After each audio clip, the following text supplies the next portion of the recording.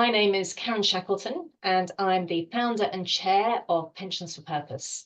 And today I'm talking with Bruna Bauer, our research manager, and Constance Johnson, who has just joined us as a research intern.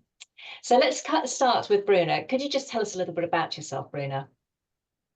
Yeah, sure. So very nice to be here talking to you today. So my name is Bruna. I'm originally Brazilian. I've been living in the UK for the past 3 years now, but it feels much more. So I've always been, my background is international relations and economics. But luckily, when I first moved to Glasgow and I started my master's in political economy, I had the opportunity to work during the COP26.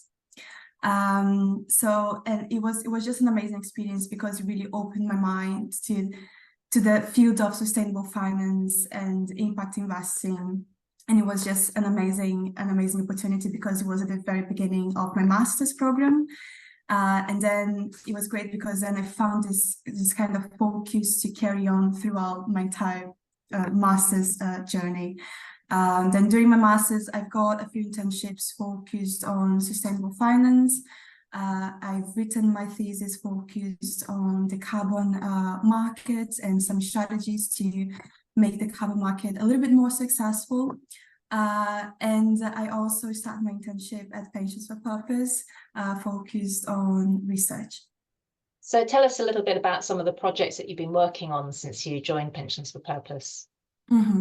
So, of course, the project with focus on diversity, equity, and inclusion was just amazing because it was a project that I could see from the very beginning. So when I first joined, I think we were starting to conduct the interviews. So it was an amazing learning process for me because I could see the process, the very start of the project, and then I could carry on with the interviews, kind of find myself as well, the way to move on with the project. And Karen, she gave me a lot of space to do that, a lot of freedom as well to put my own inputs and to create my own way to carry on the research as well. So we've carried on 21 interviews for that project. And for me, it was very interesting because as someone who is not from the UK, learning about how pension schemes work in the UK it's been a process, it's been a journey. It's quite a complex word, but it's just very rewarding to see how fast I've been learning. Of course, there is a long journey on the way, but it's been a very fast process as well.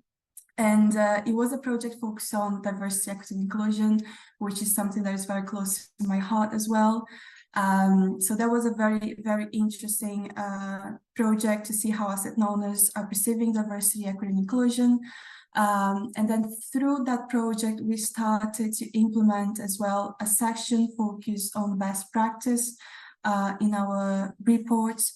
So I think that was one of the main takeaways for myself in that research, because we do see a lot of potential from our research, but I think especially when it comes to sharing best practice, it could be with allocation to emerging economies, for example, which is a project that we're carrying on at the moment, diversity, equity, inclusion, impact investing in private debt, for example, which is another project that we carry on as well. I think it's very important to share those best practices with the industry and give our contribution to how the industry can advance in those topics. So you've been promoted now, you're working full-time for us as research manager, and what have you got planned? So what have you got planned for the rest of the year? So of course, we've got a lot of projects, research projects lined up already. We are currently working on a project focused on allocation to emerging markets. So this is taking quite some time for us as well. And I do have the feeling that because Impact Lens is a project that started maybe a couple of years ago, Karen, is that correct? Yes, that's right. So as time passes, and we do see a lot of interest coming from the industry in move on with those research. We do see that Impact Lens as a whole, as a sector within Pensions for Purpose, is getting a lot of shape. So we're developing a lot of new ideas. So one example, as I mentioned before, is having the session focused on best practice, for example. So we are currently studying how we can we can develop another project focused on discussing those best practices with markets. So having some thematic groups, for example. So there are a lot of new ideas popping up. We're currently discussing that internally, but there are just so many nice projects on the way. Very, very, very important topics for us to carry on some research as well. So I think it's just, we do have a lot of ideas, so it's just now giving a little bit more structure to those ideas and keeping with the research. Yes, I'm a great fan of saying there are only so many hours in the day. Yeah. This. Well, look, it's time to talk to Constance. Constance, you've just joined as a research intern, so tell us a little bit about your background, what you've been studying, where you've been studying. So I've literally just finished my degree at the University of East Anglia. I did psychology, which I loved very much, especially the research side of it, hence the research intern. And I graduate on the 17th of July. So I'm nearly there getting my degree. I did A-levels in English literature, psychology and health and social care. I've always been very much caring about people, hence why I'm here. I want to make a difference for people. It's always been like a personal project of mine, but being able to actually align that with my work now is really an amazing thing to be able to do. Absolutely, and you had some stiff competition for the roles. You've done incredibly well to make it through to be. Thank you. I wanted to discuss disability with you. Can you perhaps first of all talk about your personal experience of living with a disability? Yeah. So when I was 16, I started to have symptoms, fainting, dizziness, tiredness, and we weren't sure what was wrong with me. I'm very lucky to have two parents that were very, taking me to doctor's appointments and making sure they figured out what was wrong. And I was diagnosed with postural tachycardia syndrome, which is a bit of a mouthful, we call it POTS, at the age of 16. And it did really turn my life upside down. I went from being healthy 16-year-old, doing everything that I wanted to having restrictions on where I could go, what I could do. I'm lucky that, the doctors gave me medicines and I was a lot better, but it can never go back to normal. And since then, I've been diagnosed with two more conditions, collecting them. I have celiac disease and I have chronic fatigue, which can both affect me in different ways. But it has been difficult balancing being disabled and being, in education and in work. But I'm lucky that I have been so blessed to have so many people that have given me opportunities, like yourselves. And the COVID happened, which did help a lot because everything went online, and it gave me the ability to finish my education while I was recovering, and it gave me the space that I needed. Yeah, and I mean, you're obviously a very resilient person. Thank you. Bruna, I know that you've got a sister who lives with disability as well. So what are some of the challenges that you and your sister have had to face over the years? Challenge. I think Constance touched on a point that was quite important, which is the importance of the family support. So that's something that as a family we've always been very, very supportive, and of course we have the privilege of having the resources to give her all the tools that she needs to live a very healthy life as well. I think the main issue is when it comes to the external world, so especially when it comes to infrastructure. So because my sister, she's a wheelchair user, so that's a challenge, especially because I'm from Rio, and Rio is very challenging in terms of infrastructure as a whole, but when it comes to being accessible for wheelchair users is a special challenge. But my sister, she came to visit me back in February here in Glasgow. I'm based in Glasgow. And although I used to see Glasgow as a very accessible city, once she was here, we started to have some very specific challenges. So, for example, the city has an amazing infrastructure, so we were able just to walk around and go into restaurants. But, for example, we had a specific problem, which was with glass on the street. So her tires got flat at least twice. So it's like small things that it's just a wee exercise of empathy that we can take care of, and we can prevent to have this kind of problems, for example. So there was a very specific problem that I had here in Glasgow. I remember you talking about it, and Yeah, finding somebody who just really helped you and didn't yeah, get paid, and it sort of inspires you about the human race when people do things like that. yeah, exactly. Constance, what does best practice look like for an employer, from your perspective, for employing a disabled person? I think the simple and the most basic answer is being understanding and being able to be open and honest. I've been very lucky with both of you in the interview process that you would just take it in and understand what I was saying, and not putting pressure on me in ways that I can't really do. And working from home is a massive thing, in my opinion. Being able to be in my own space, I can control my temperature, I can drink enough water, I can do all the things that I need to. And I can give you my best version of myself and my hardest work, because I don't have to worry about traveling. If I start to feel unwell at work, it doesn't matter because I'm at home and I can go and sit down if I need to. Whereas if I was in an office, half an hour away from home, I'd have to think about getting on a train and worrying about that. So it gives you the ability to, it takes away the gap that you have between an able-bodied person, which I think is the most important thing. But if I could say one thing that I would love to see a big change in is people's ability to speak about it. I think a lot of people find it a difficult subject, disabled people and able-bodied people. I'm lucky. I am in a family that are very understanding and very open about things, but there has been difficult conversations that I've had where people are necessarily receptive to certain things, especially with friends or workplaces in the past. You have to be, sometimes you feel like you're the only one going out there, where you need it to be a two-way conversation. So I've been very lucky with everyone at Pensions for Purpose so far, has been so friendly with me, and so almost not making it a big deal, which can be a thing. You can have people making it a fuss and making it something that's scary when it's your life and it's not something that I worry about. Brilliant, brilliant.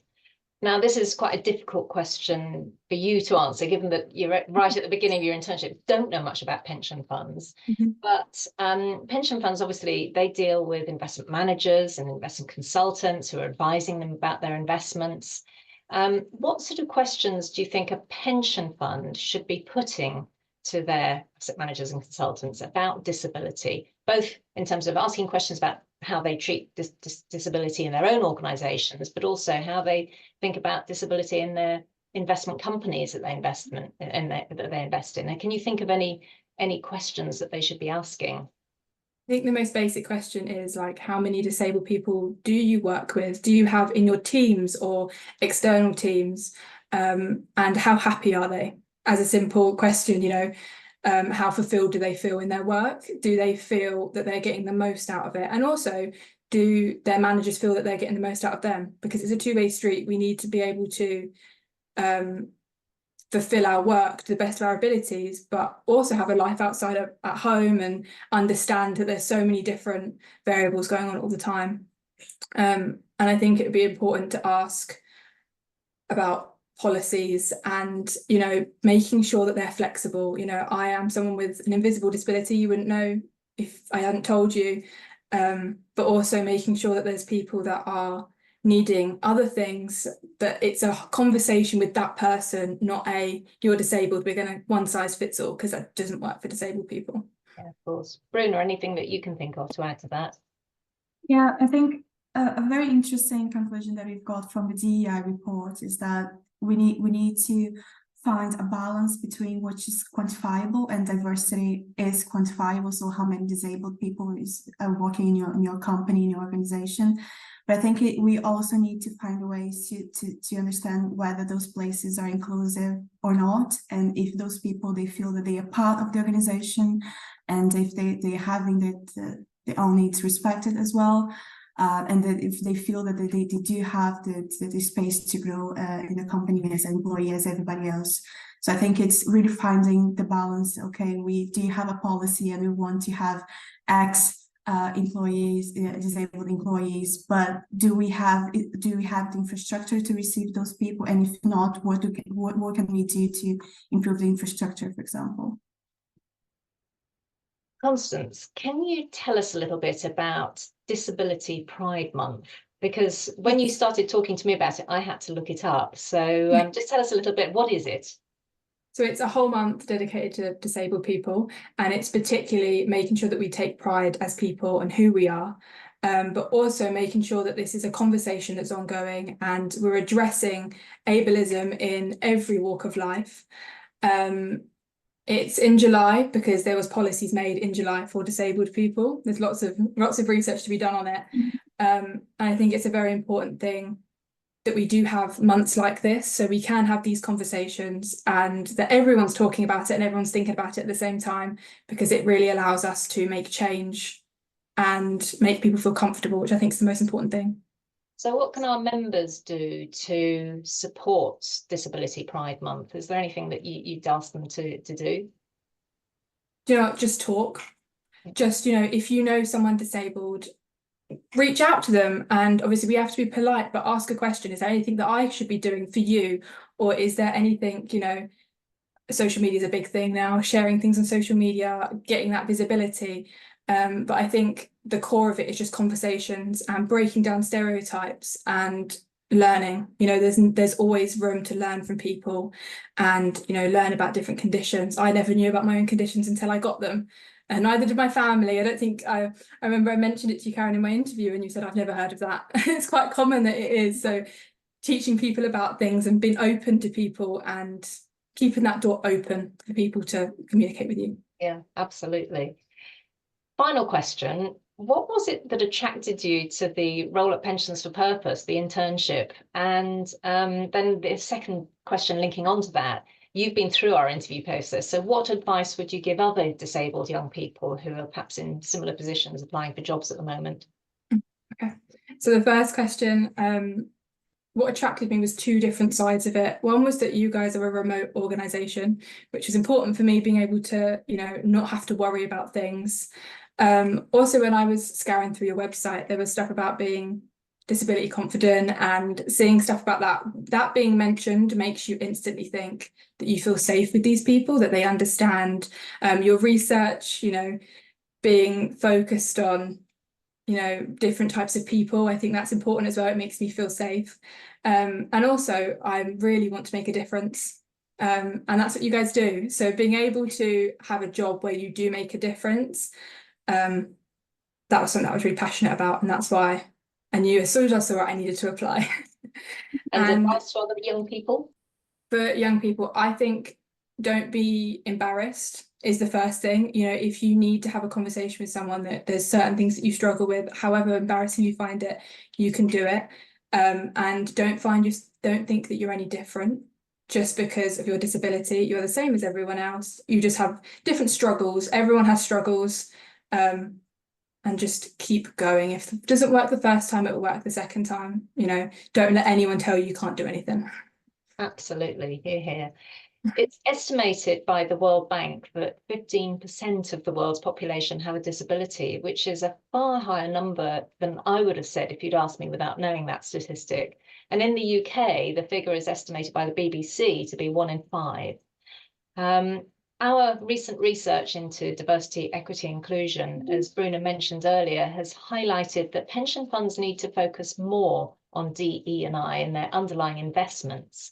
So I've got a call to action to pension funds. Why don't you ask your asset management about their engagement on disability within the companies in which they invest through the month of July and onwards after that as well. Let's make this a more inclusive world for everyone.